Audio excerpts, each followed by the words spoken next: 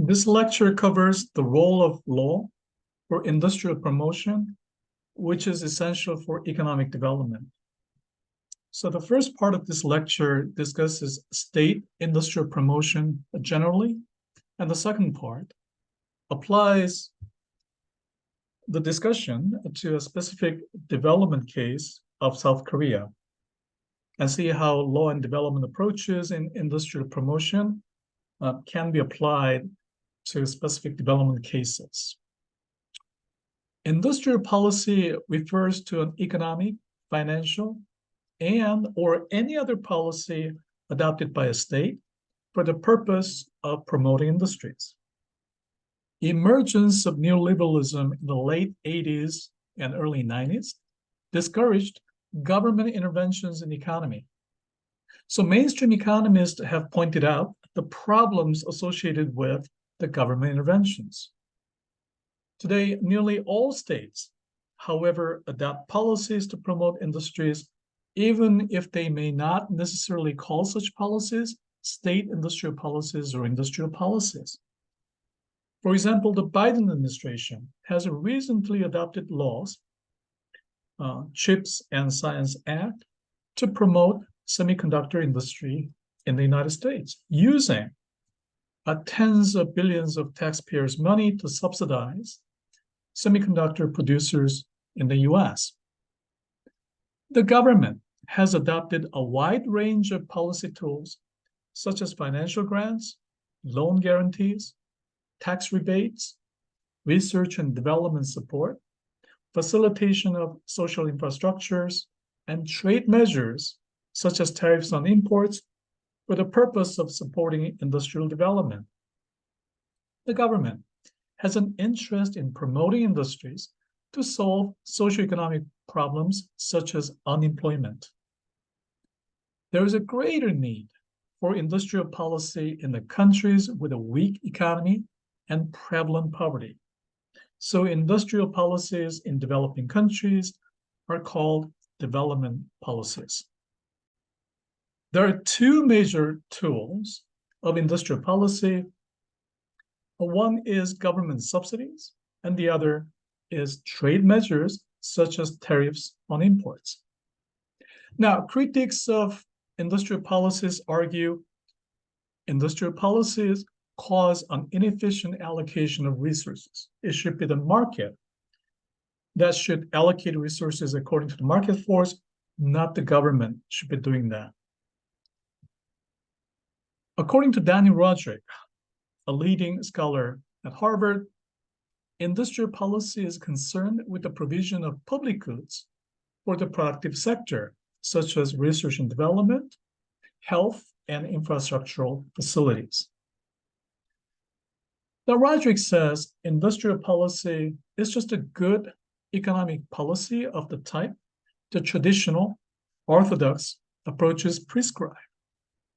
So, according to Roderick, industrial policy does not lead to any inefficiency in the economy because it's concerned about provision of public goods such as education. But successful industrial policies in the past, such as those shown by East Asian countries in the past, include measures that have more direct effect on industries than the measures cited by Roderick, such as industry-specific subsidies and measures that affect international trade. We'll look at these measures in more detail later in this lecture. State industrial promotion should be examined from the legal perspectives because the regulatory frameworks and specific legal provisions may alter the outcome of an otherwise identical development policy. So, for example, in both Russia after the Soviet regime and the UK in the 80s under Thatcher, Prime Minister Thatcher, promoted privatization. Despite controversy, the privatization proceeded with some success in the UK, whereas privatization policy in Russia largely failed, leading to the occupation of those industries by oligarchs and other organized groups. Why the difference? And one of the important differences between the UK and Russia at the time was the presence or absence of an effective regulatory frameworks and legal provisions that can monitor the process of privatization. So in Russia, there was an absence of effective monitoring process supported by legal frameworks and laws. And whereas in the UK, there was such a process to ensure public good.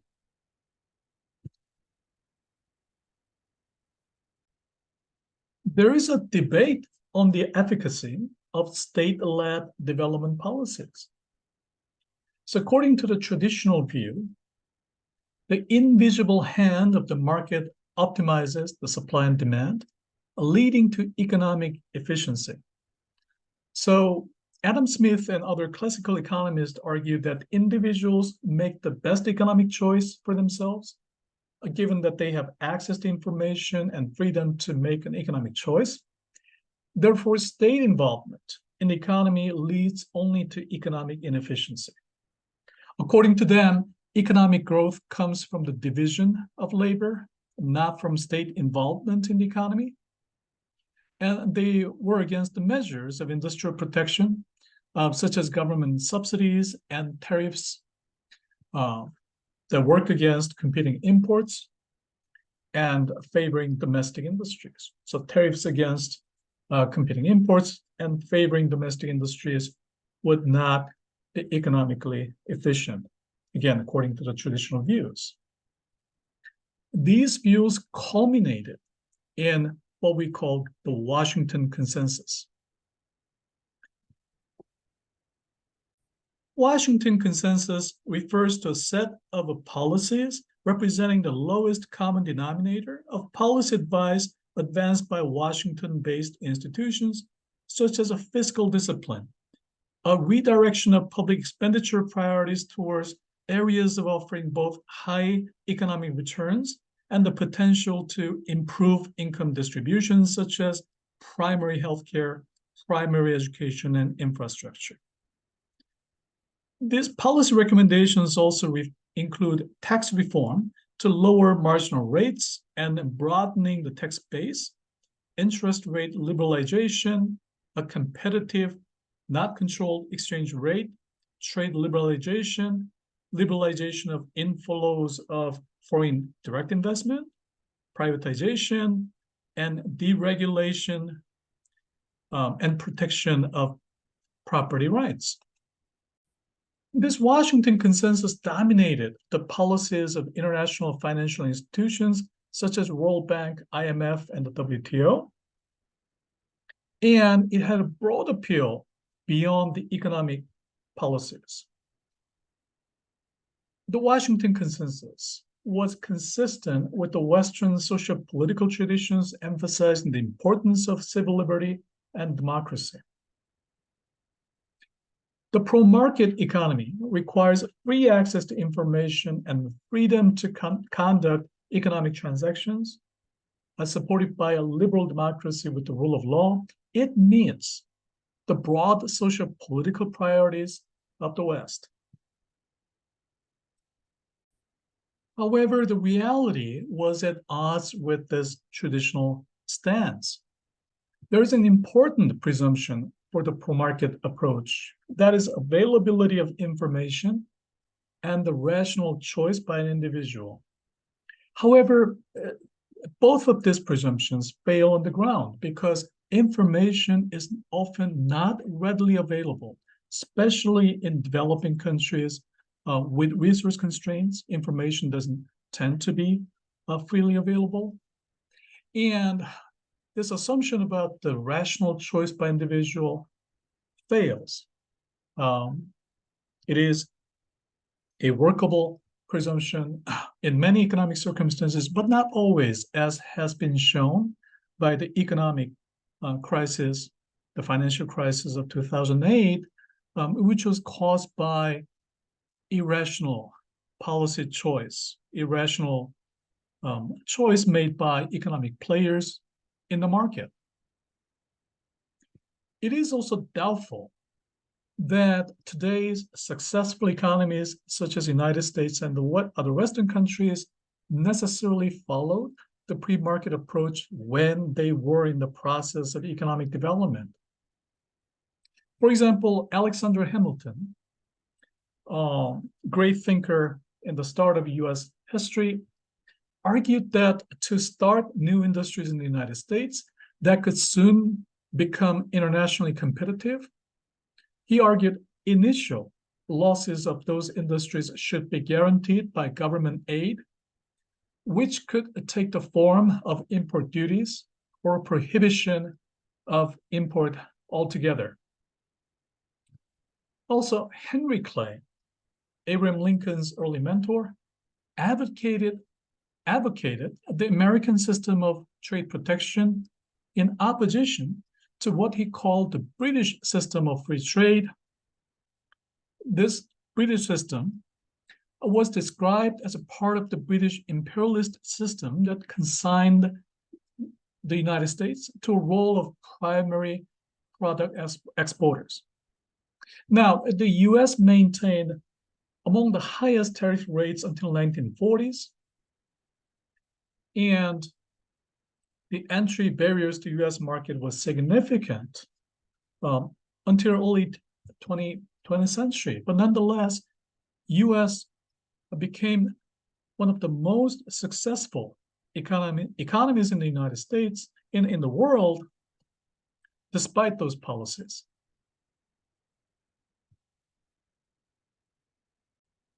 In fact, the governments of the successful developing countries in the past, United States, United Kingdom, Germany, France, Sweden, Belgium, the Netherlands, and Switzerland, and Japan, and other newly industrializing countries, East Asian countries, in the past adopted policies of government intervention at odds with the classical and neoclassical market approaches. So what they started to argue, advocating free trade, was not consistent with the policies that they actually adopted when they were in the process of economic development.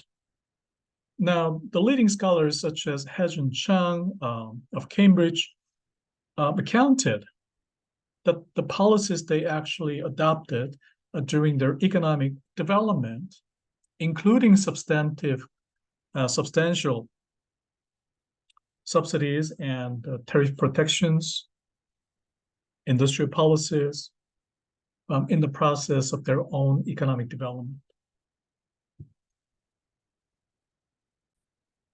So how do we reconcile this discrepancy between the traditional views and the reality on the ground?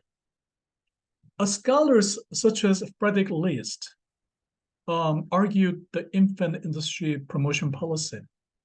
According to this policy, initial government support is necessary to assist domestic industries until they achieve economies of scale and international competitiveness, at which point the free trade and the market-based economy is in fact efficient to sustain economic progress. So infant industrial promotion policy would argue that initial protection can be effective, as seen by the early policies of the United States, UK, China, and South Korea and other Asian countries. In their early stages of economic development, the government played an essential role of allocating resources and promoting industries. And when their industries and economies have obtained international competitiveness, then they can switch to the market economy, truly market-based economy, and free trade, and their economic efficiency can sustain with those policies.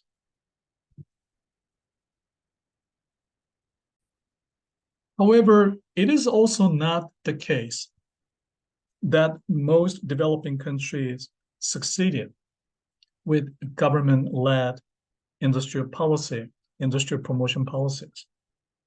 So by the 1970s, most developing countries adopted a form of this policy, industrial policy, including government subsidies and trade measures. But unfortunately, success was relatively rare. And this lack of success was a cause of the rise of neoliberalism in the 1980s. The difficulties were associated with development policies. So difficulties associated with development policies include inherent difficulties in identifying the industries that will be successful with support. So when the government picked out the industries to support, there was no guarantee that such industries will, in fact, succeed. And once government support was provided, it was difficult to reduce or remove. So the government cannot support industries forever. At some point, if an industrial policy is successful, the supported industries should maintain competitiveness without government support, at which point government support should be reduced or removed. And there was a difficulty, political difficulty of doing so. And there was a significant misuse of public funds due to corruption and poor judgment. So success was relatively few. So mainstream liberal pro-market approach was at odds with the reality.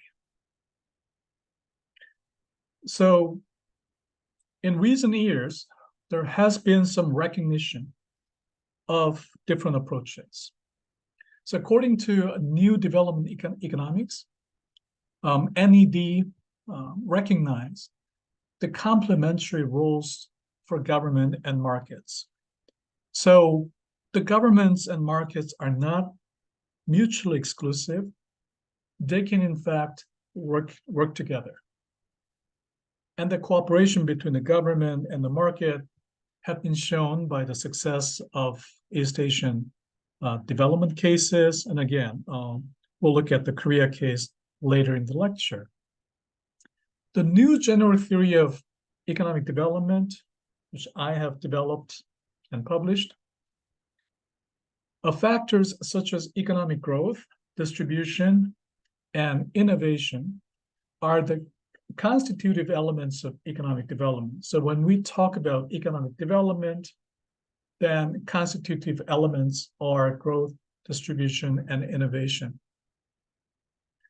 And in this theory, I have explained that the state industrial promotion may lead to economic development, and there has been historical instances.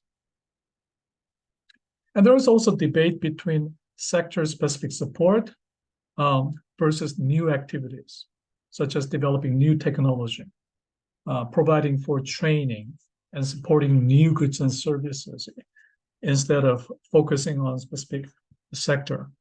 But again, historical examination reveals that the sector-specific support has been effective, particularly in early stages of economic development, and later stages where industries and the private sector players have attained certain level of competitiveness.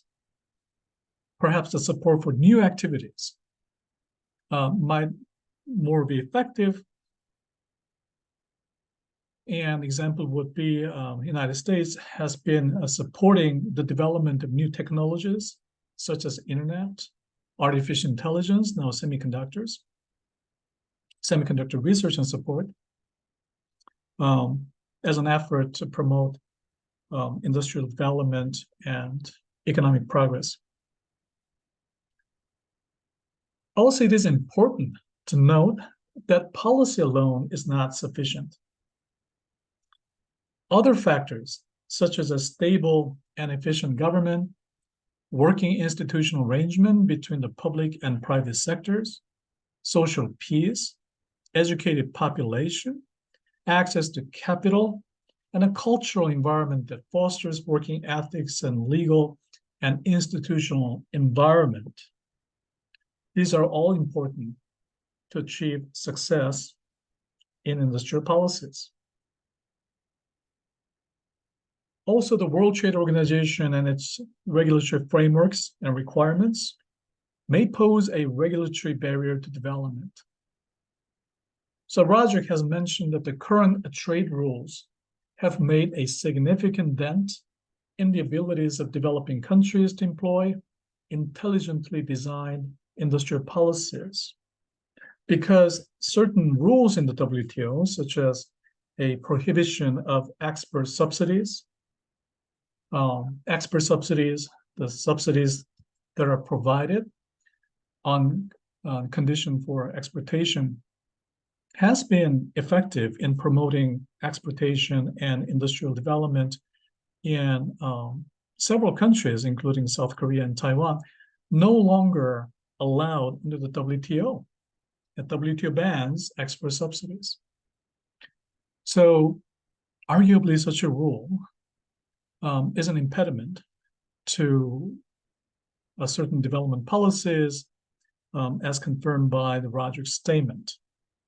So there is a room for discussion as to whether the current rules of WTO are indeed consistent with the aims of promoting economic development in developing countries. There are significant cases of success in industrial promotion in recent decades. And that success has taken place in East Asia. The newly industrializing countries in the 60s and 70s called NICs, such as South Korea, Taiwan, Hong Kong, now part of China, and Singapore achieved a rapid economic development, which was over 8% growth annually, sustained for over 3 decades. Such an economic growth was accompanied by economic transformation from primary industries such as agriculture and fishery with low productivity to sophisticated manufacturing-based industries with technological advances. And a state industrial policy played an essential role. So the industrial policies in this country is focused on exports. There are some differences in details. So the countries like Singapore and Hong Kong focused on free trade and attracting foreign investments, whereas in South Korea and Taiwan, focus was on developing domestic industrial capacities.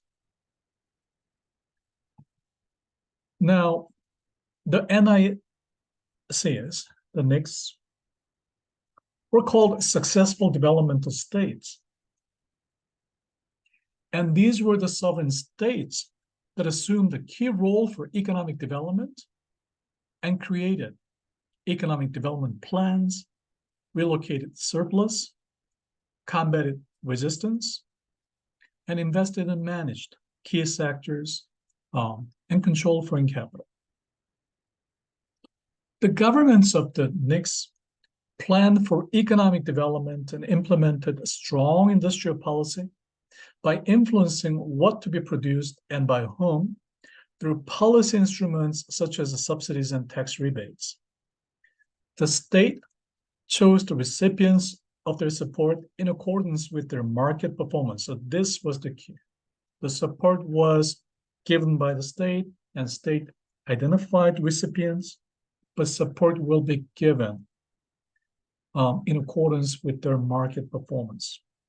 That meant the weak performance was let go. This market-based selection was a key reason for success. So the significant success of the East Asian countries influenced development policies around the world, including China's economic rise since the 1980s. The policies of the Eastern Asian countries were known to have focused on exportation, and it's often compared to import substitution industrialization policies called AIS, adopted by other countries such as India and Latin American countries.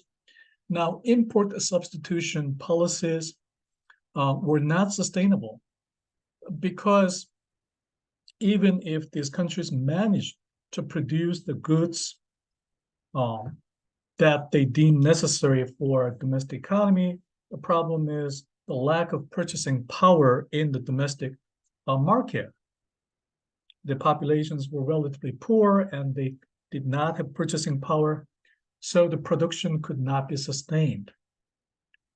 Whereas export promotion policies were able to sustain because now by using the affluent markets in North America and Europe, which did not exist in their own domestic setting, the production, the newly found production in these countries could be sustained by exporting produced goods to the markets overseas, generating income. So often the comparison is made between the successful export promotion and unsuccessful import substitution, but this is misleading actually. Import substitution policies and export promotion policies are in fact not mutually exclusive. They're not mutually exclusive.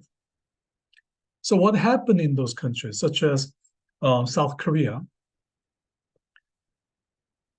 imports of consumer goods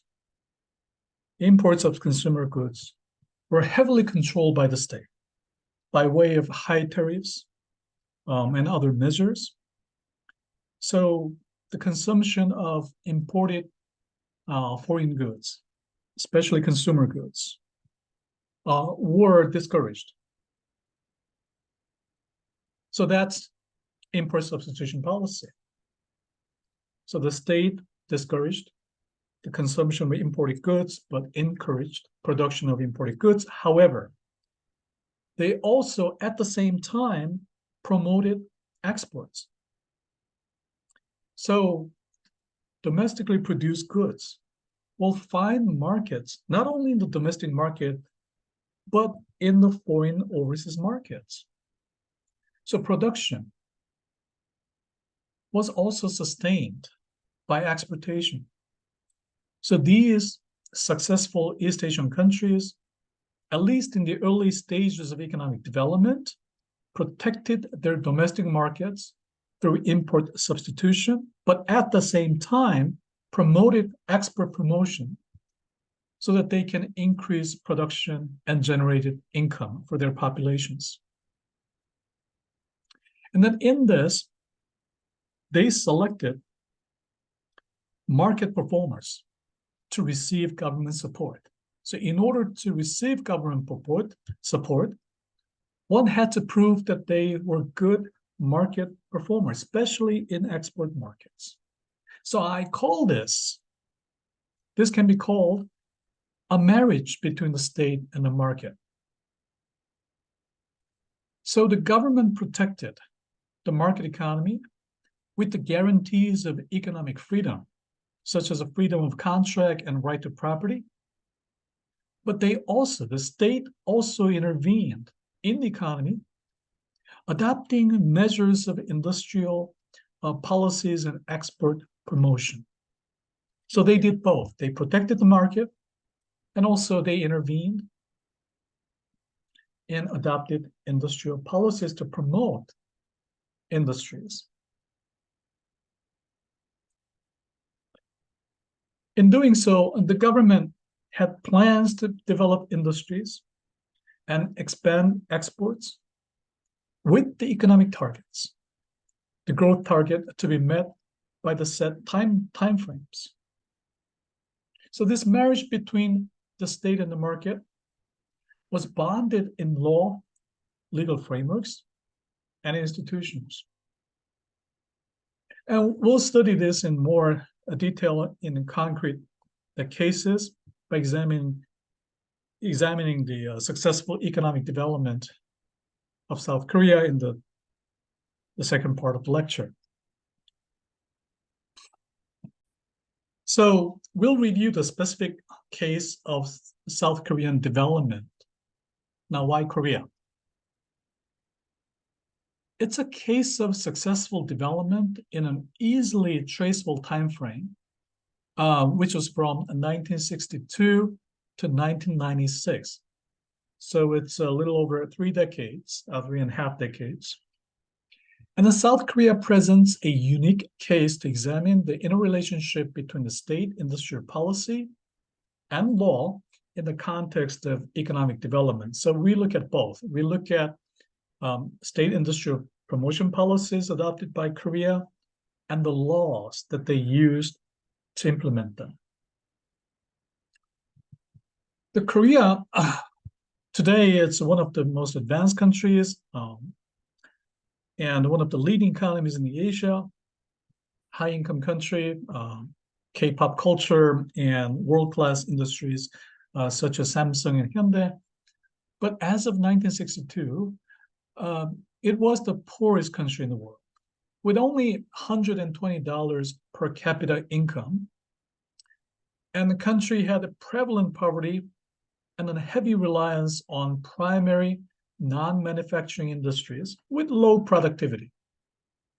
The country had only low levels of technology and entrepreneurship, insufficient capital, poor endowment of natural resources. South Korea does not possess much of natural resources at all, and overpopulation. The country today is over 50 million people, and overpopulation relative to small territory. And the country also exhibited internal political instability, as shown by the revolution in 1960 and the military coup in 1961. And then there was a substantial external threats to its security, as is shown by the invasion, the largest scale invasion by North Korea during the Korean War.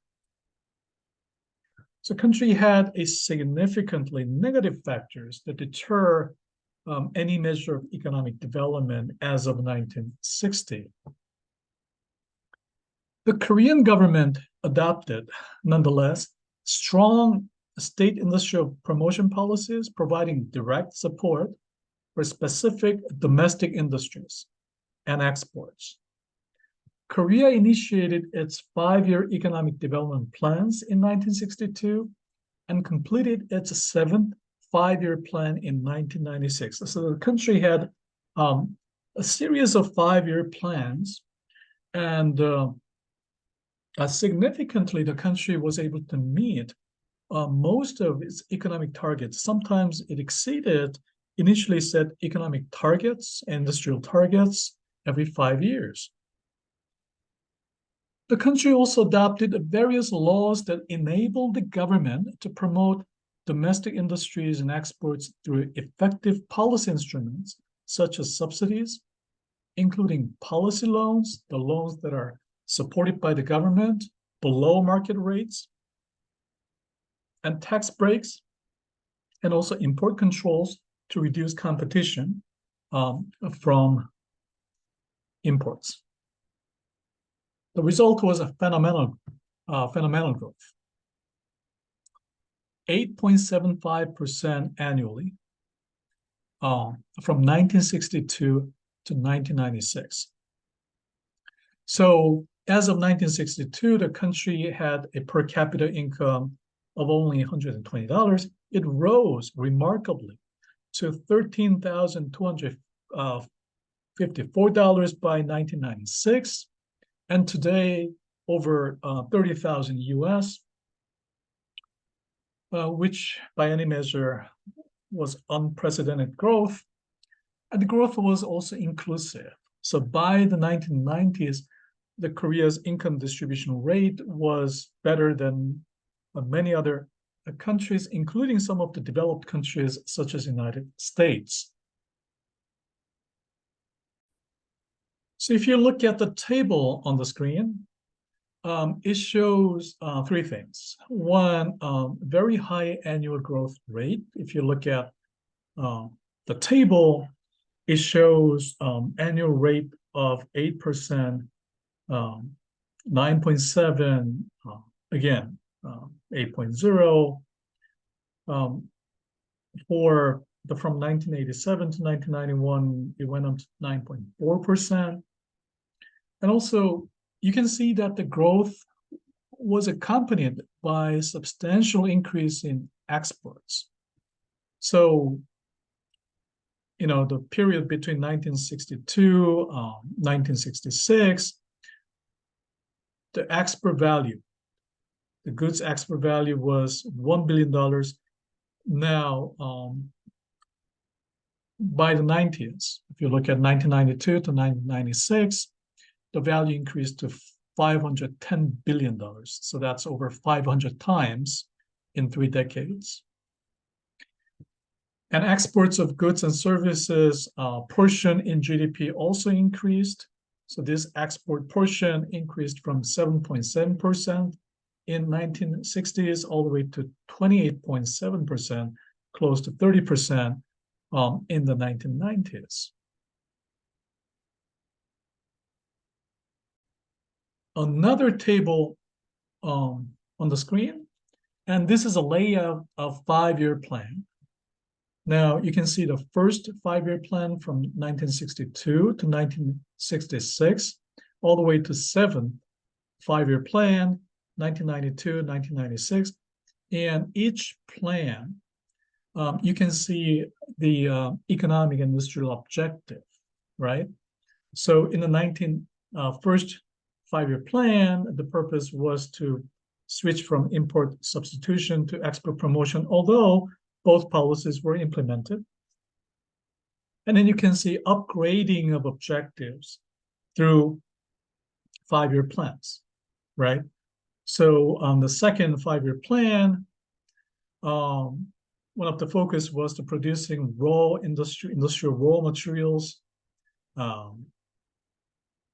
And then the third plan, you can see the heavy and chemical industries promotion, science and technology. Fourth plan, you can see industrial restructuring. Fifth, there is a beginning of the focus, the added focus on the private enterprises support. You can see the transition from government-led industrial policy to more market-oriented policies, private sector-driven policies. And the 6th and 7th, now you can see the question of social equity, industrialization, and so forth. So these are the layout of 5-year plans. Now, since 1960, the government focused on economic development, and politically, it was under the President Park, who was a military general, took the power by military coup. Under his regime, Korea transformed itself from poor, impoverished country based on primary industries to a modern economy with much improved income, much less poverty, but still the political regime in the 70s, 60s, 70s, and 80s was largely authoritarian. Another remarkable change in Korea's development trajectory is since late 1980s, there has been a significant political reform. So there was a transition from authoritarian rule to formal democracy in the late 1980s 80s.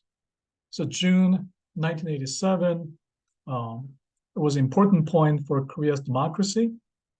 In the 90s, there was substantial strengthening of the rule of law, as shown by the establishment of the Constitutional Court, and other social issues, such as gender issues, started to be promoted since the 90s.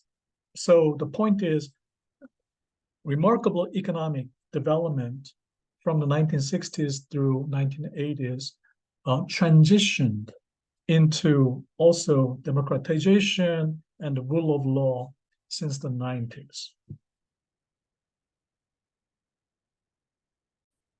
The remainder of this lecture views the trajectory of Korea's significant development through the lens of the general theory of law and development that we covered in the previous lecture.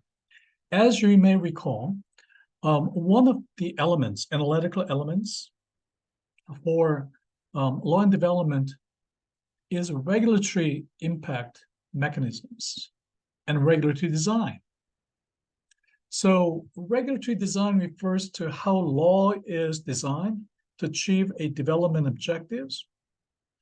And then the regulatory design, in turn, is analyzed by three sub-elements, sub-factors, including anticipated policy objective, organization of laws and legal frameworks and institutions, and adaptation to socioeconomic conditions. Now, you can, if you like, you can review the general theory of law and development before you get into further discussion, analysis, but we proceed on this basis. So objective for Korea's development includes a relief of extreme poverty for the majority of its population, and the strategy to develop industries that would generate employment and income through export promotion. So the objective was poverty relief, and the strategy was to develop industries that would generate employment and income, and through export promotions because of the absence of purchase power in the domestic market. Korea had inexpensive and efficient labor, and Korea needed to use such a labor to the advantage of its economic development policies. The first set of laws that we need to look at is the laws that Korea adopted for export promotion. These laws included Act on Temporary Measures for the Grant of Export Subsidies, enacted in 1961, Export Promotion Act of 1962, and that's replaced by Trade Transactions Act of 1967, and the Regulation of Tax Reduction and Exemption Act of 1965. Now, these statutes authorized the government to grant tax reductions for the profits generated by exports by incentivizing the exports. These statutes also ensured timely payment of subsidies contingent upon exports. Again, such subsidies are called export subsidies, and made priority allocation of scarce foreign reserves at the time for the purchase of raw material to produce export products. And these statutes permit only those traders with export performance to engage in lucrative import business. So if you recall, the government can use a licensing scheme to control country capacity in the context of economic development. You may recall that in our previous lecture, and this is a specific example of using such a license scheme for economic development. So these statutes will permit only those traders with export performance to engage in import business. So if you want to make money through imports, you have to export first. Okay?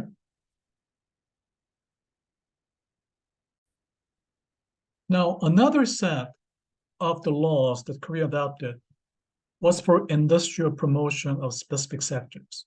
So these laws included the Act on Temporary Measure for Textile Industrial Facilities, Acts on Promotion of Mechanical Industries of 1967, Acts on Promotion of Shipbuilding Industries, Electronic Industries, Petrochemical Industries, Steel Industries. These acts were enacted in the 60s and 70s, early 70s. And then the Act on Refining Service of Non-Ferrous metals.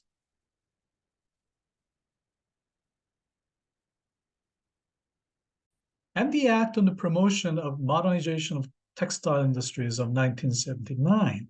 Now, these group of statutes authorized the government to adopt measures of support for the designated industries, including tax incentives, again, policy loans, subsidy grants, tariff rebates, and import control, and overseas loan guarantees. Government will actually guarantee the repayment of loan if the lender is overseas bank. Again, the receipt of all these support measures, whether it's a subsidy or tax incentive, or policy loan, import control, the recipients must show market performance in return for the support. So if the recipients do not perform, they will be let go. These support measures would have been supported by development economists at the time, such as Rosenstein, Roden, Rostow, Hirschman. But nonetheless, the prospect for success was unclear. It's because South Korea's weak financial resources, and there was a skepticism about Korea's economic development plans. Again, many other countries have set up such plans, and few succeeded. As we have looked at, the 5-year development plans started in 1962, completed in 1996. The plan stipulated specific economic development and industrial promotion goals, including target economic growth and export promotion for each of the 5-year periods. The government also coordinated private sector activities and supported businesses that were consistent with its development goals. So it is important to remember the players were still private enterprises. The government cooperated with them in accordance with its own development plans. Again, I described that in the earlier section of the lecture as the marriage between the state and the market. The government maintained control over the banking sector. So government was able to generate, induce banks to provide policy loans, the loans whose rate is below the market rate, to strategic industries for their benefit. Government also used tax incentives and duty drawbacks, and that's repayment of duty to the imported goods used for export production. That's duty drawbacks. It's consistently applied in the form of legislation. So all these measures were consistently provided to industries in the form of legislation. The example would be discussed all the statutes designed to promote exports and facilitate specific industrial sectors. And the tax exemption and reduction control law also aided in this effort. And there was intensive government campaigning in support of economic development. So when I grew up in Korea back in the 60s and 70s and 80s, just about everybody in the country was aware of the importance of economic development, due largely to the intensive government campaign. The policy also showed substantial flexibility and adaptability. As shown by the earlier focus on labor-intensive light industries in the 1960s, and that focus transition with success to heavy and chemical industry in the 1970s. That's further transition to electronics in the 1980s. Again, strong market performers would reward it with government support that I've cited, and weak performers would let go. It was indeed the marriage between the state and the market. In contrast, in China, the private entrepreneurs did not have the same status because of its communist, socialist economic system. China also showed remarkable economic success since the 80s, but such a marriage between the state and the market did not exist, at least initial stages of China's development. There were also substantial legislative adjustments in the 1980s. So when economic development has been successful with the emergence of robust private sector represented by such a global industries and corporations such as Samsung, Hyundai, and SK. So the government reduced in the 80s government control of the economy, and it supported private sector as a whole. And rather than supporting specific industries, they supported the private sector as a whole. So the government repealed industry-specific support legislation and replaced with the Manufacturing Industry Development Act in 1986, later the Industrial Development Act of 1999.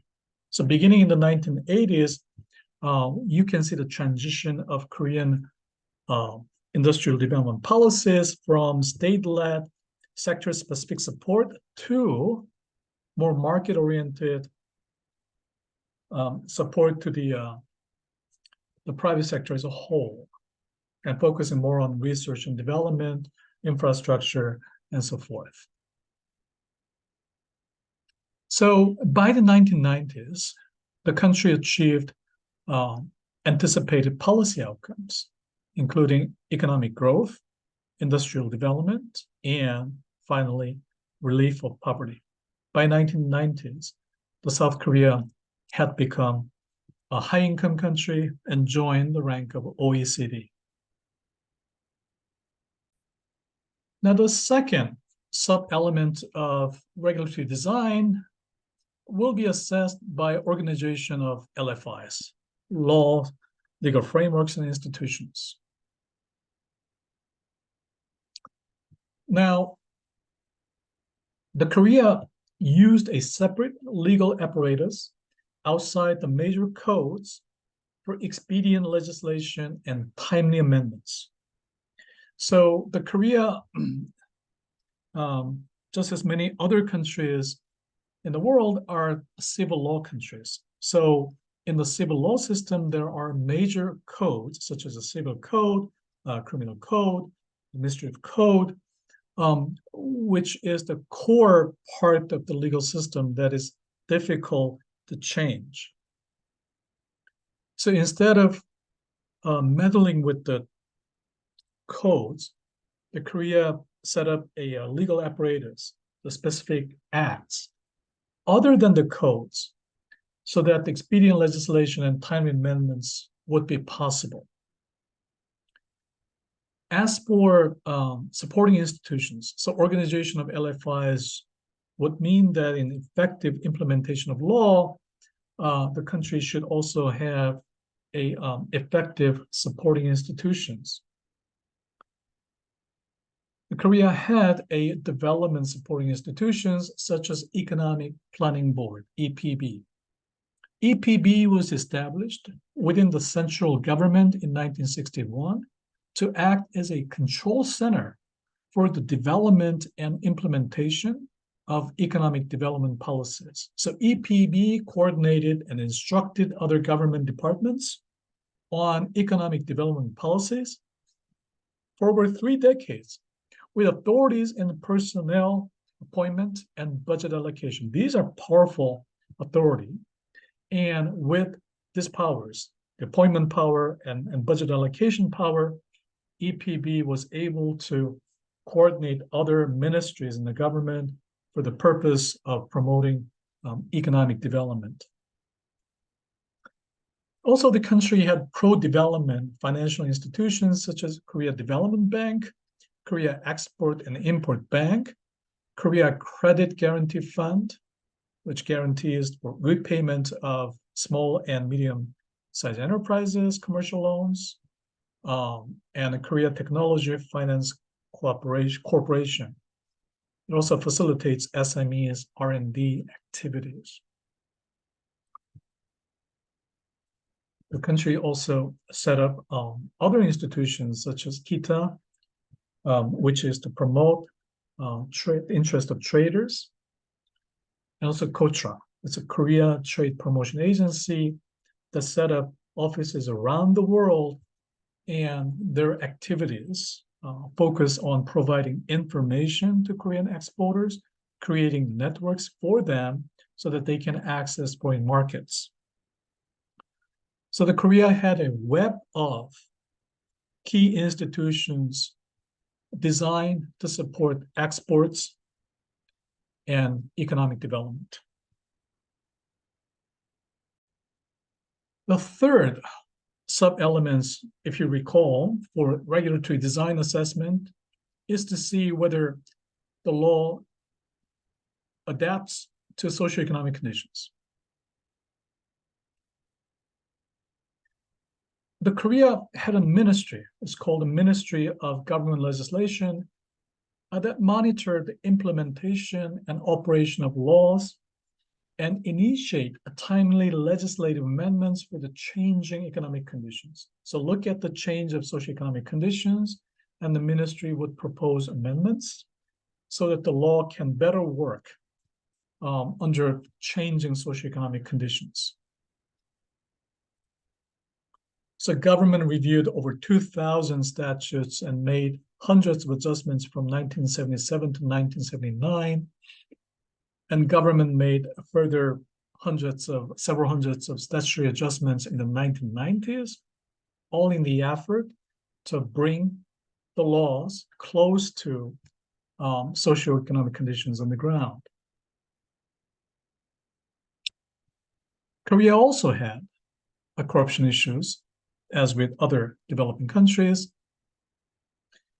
and improvement of socioeconomic conditions, such as an improvement of government salary, introduction of regional government elections, have actually worked to reduce corruption, because obviously by having better salary and the possibility of change of government in the regional level, the local officials will have a less financial need for corruption, and also alerted, because the next opposition, the group can take the power in local government, so the corruption will expose the relevant government officials to a substantial risk should local government change their elections. So these changes work to suppress corruptions across the board. So economic development that resulted in increase of government salary and introduction of local democracy worked to suppress corruption in the case of Korea.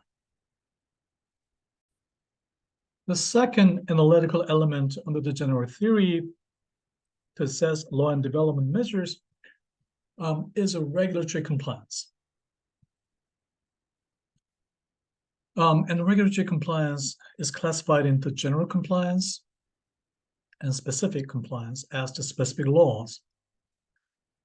Now, general compliance refers to the overall level of compliance with law in a given jurisdiction. social and political factors such as the legal culture in society and the public confidence in the state implementing law influence general regulatory compliance, as we discussed in the previous lecture. In 1996, Korea was ranked 71st percentile in the rule of law assessment by the World Bank, showing substantial regulatory compliance. Cultural factors and the historical factors, such as Confucian tradition emphasizing compliance with the government, strict colonial rule of Japan with tight controls of population, and the subsequent authoritarian regime, all this worked to raise regulatory compliance by the people. But Koreans showed active regulatory compliance. And the government successfully aligned interests of citizens with those of the state. And people did that too. So what are the interests of state during the process of economic development, industrial promotion, improved income, alleviation of poverty? That's a state interest. People identify them with their own interest. And that alignment was encouraged by a successful outcome of the initial economic development policies. As you have seen in the table, right from the first few years, Korean economic development policies were successful, and that raised public confidence in government policies and laws. So the government, through this success, was able to instill confidence in Koreans that they could escape poverty by trusting the government and complying with its laws and policies. The Koreans have shown the highest savings rate in the world and the longest working hours, but they were compensated by high interest rates for the savers. So in the 70s and 80s, the long-term savings would attract interest as high as over 10%. And increased employment opportunities with rising incomes. The longest working hours were compensated by increased employment opportunities as economic growth takes place, and income also rose substantially. Strong public education, backed by the low illiteracy rate, enabled Koreans to understand and comply with government policies and the requirements of law, which helped with compliance. Any growth was inclusive. Income distribution better than some of the developed countries, such as the United States. Raising this view and public awareness that economic opportunity was open to every hardworking individual. What about specific regulatory compliance? The regulatory compliance pertaining to specific laws. It will be in the interest of potential beneficiaries under the Korea's pro-development statutes and laws. It'll be interesting the potential beneficiaries to comply with the terms of the statutes, pro-development statutes, and receive the support mandated by law. So specific regulatory compliance with pro-development statutes was understandably very high. The Korean government offered regulatory incentives and support rather than penalties and compulsion to motivate individuals and companies to comply with its development facilitating laws and policies. So I have cited a wide range, the broad range of government support measures, and these were provided under the law to incentivize individuals and corporations to comply with the government development policies, which is industrial promotion.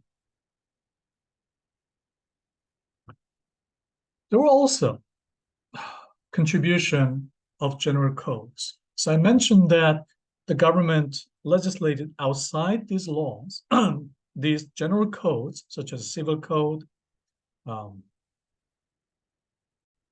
for the potential difficulty of its amendments, but these general codes also contributed to economic development by guaranteeing fundamental economic rights, such as the freedom of contract and right to property.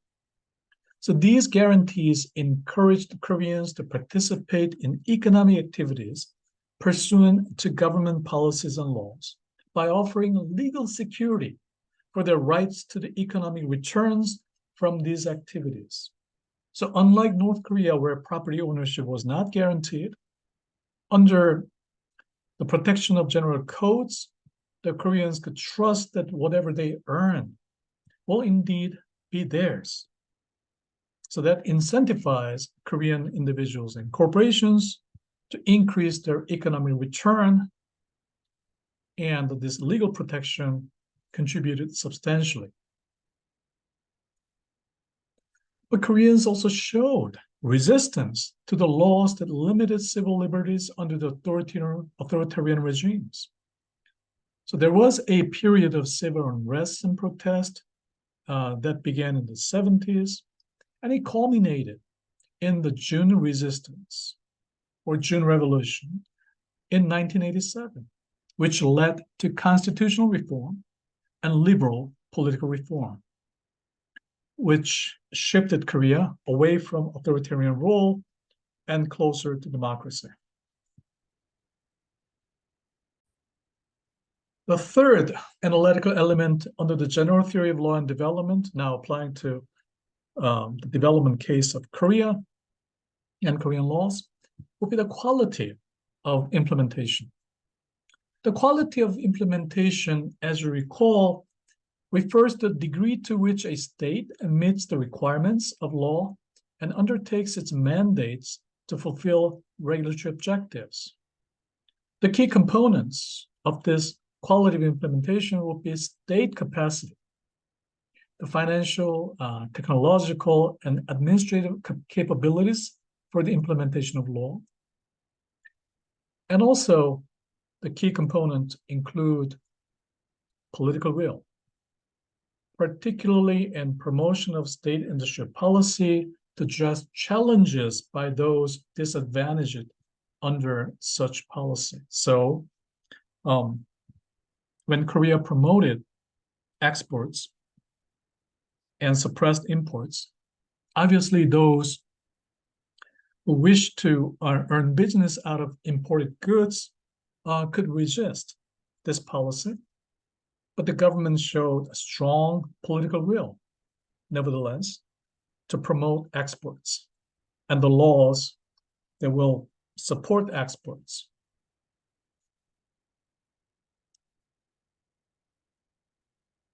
So I've mentioned that the role of the state was essential for economic development in Korea by providing all these support measures and guiding industrial development, particularly in early stages of economic development.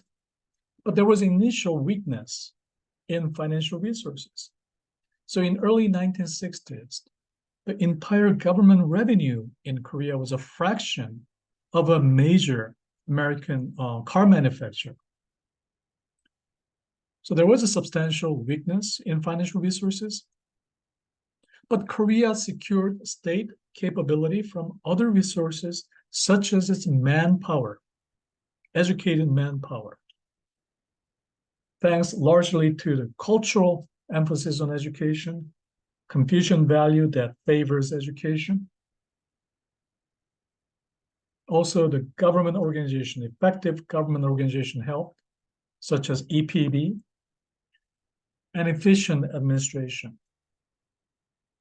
So Korea has maintained strong admin traditions for centuries, and Japan's colonial rule also implemented a certain admin capacity in the country and tradition, despite its exploitative nature.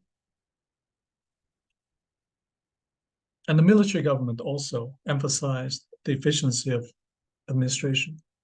So the country had substantial administration capability, despite relatively weaker financial resources. Also, the government showed a sustained political will, the political will that's sustained through decades.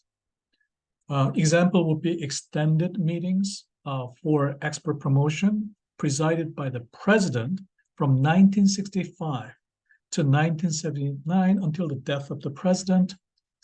And this meeting, regularly held, would invite a large number of government officials and players in the industry and discussed broad range of issues rising from exportation and industrial promotion and sought solutions. And this sent a very strong signal to the whole nation that export promotion and economic development was indeed the national priority.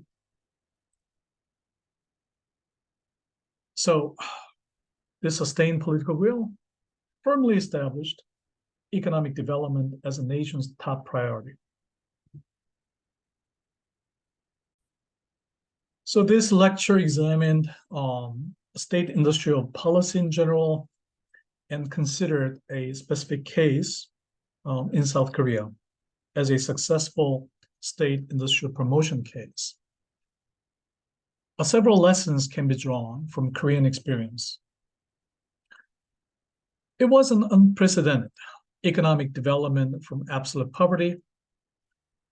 The laws adopted by the government in Korea enabled the government to provide effective support in the form of subsidies and trade measures to industrial development and trade expansion. So in order to achieve industrial development and trade expansion, laws focused on providing support to private enterprises based on their market performance, particularly in export markets.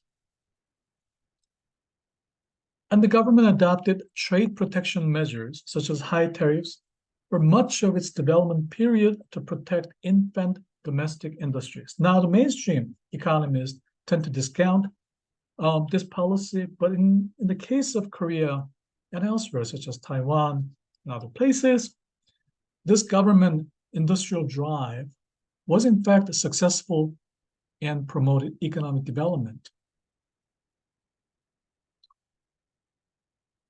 There was a degree of flexibility and adaptability in Korean laws and development policies. So flexibility was also very important, as shown by transition from light industries in the 1960s to heavy and chemical industries in the 70s, electronics and other high-tech industries in the 80s and 90s, utilizing the resources and technology available at the time and made substantial efforts to transition into more productive and more profitable industries by upgrading.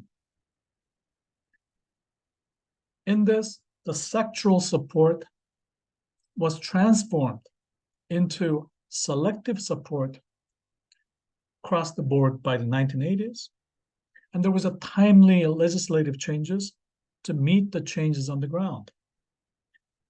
The Korea developed a web of institutions such as EPB, KOTRA, so laws, legal frameworks and institutions, LFIs formed in Korea, an inseparable amalgam that created highly productive synergies for the country's success. There was a strong motivation on the part of the general public, industries, and businesses to work with the government. This is important. There was a strong motivation to work with the government and comply with its laws and development policies to escape from poverty through economic development. So there was a strong consensus between the government and the private sector toward common purpose. And then there was also a strongly motivated political leadership. Now, this series of lectures are about the law and development And I think we are now in a position to ask this broad question: does law matter for development? By studying these theories and Korea's development case, we can surmise that the law is important, at least to the extent that it secures and sustains stability and guides policies to be implemented throughout the process of development, of course, subject to local variances.